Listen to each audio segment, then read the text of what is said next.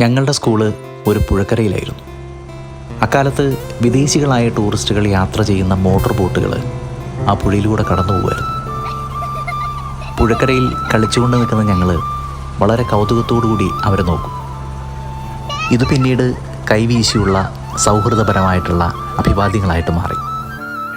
ഒരു ദിവസം ഒരു വിദേശി, അതായത് സായിപ്പ്, ഒരു കുട്ടിക്ക് ഒരു പേന എറിഞ്ഞു കൊടുത്തു.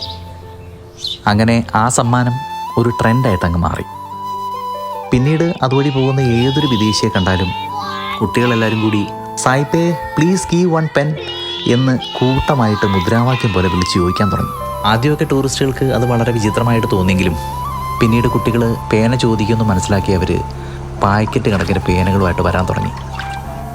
ആ സ്കൂളിലെ ഭൂരിഭാഗം കുട്ടികളും ജീവിതത്തിൽ ആദ്യമായിട്ട് ഉപയോഗിച്ച ഇംഗ്ലീഷ് വാചകം സായിപ്പേ പ്ലീസ് ഗീവ് വൺ പെൻ എന്നതായിരിക്കും.